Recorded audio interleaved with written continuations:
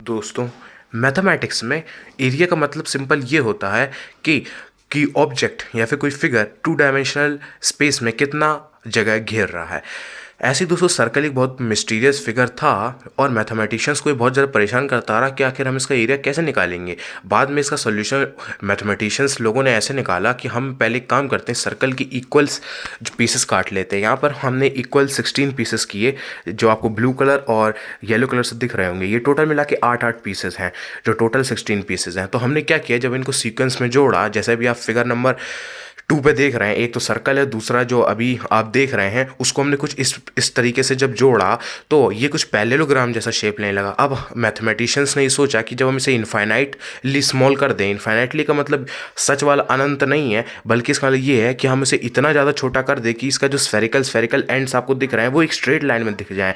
क्योंकि सर्कल का एक छोटा सा पार्ट, बहुत छोटा सा पार्ट अगर आप देखेंगे dx लेंथ का, मतलब बहुत छोटी लेंथ का, तो एक स्ट्रेट लाइन जैसा होता है। और आपने सुना भी होगा कि जो सर्कल है वो इनफाइनाइट पॉलीगन से मिलकर बना हुआ होता है, इनफाइनाइट पॉलीगन्स की साइड से। अब दोस्तों हुआ क्या, दोस्तों जब इसे बहुत छोटा करके देखा गया तो ये एक रेक्टेंगल का शेप ले लिया। दोस्तों बहुत छोटा हमने पीसेस जब काट के देखे तो हमने ये दोनों इक्वल पीसेस काटे थे। अगर आप ध्यान से देखें तो ये जो नीचे ब्लू ब्लू कलर का दिख रहा है, ये क्या है? ये एक्चुअल में सरकमफेरेंस ही तो है, लेकिन सरकमफेरेंस का हाफ है, क्योंकि यहाँ पर हमने इक्वल पीसेस काटे थे।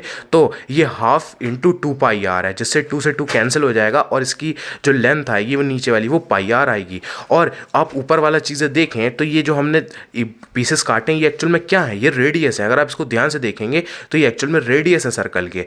तो यहाँ पर πr आ गया और इसकी जो लेंथ हो गई वो πr हो गई और जो ब्रेथ है वो r हो गई।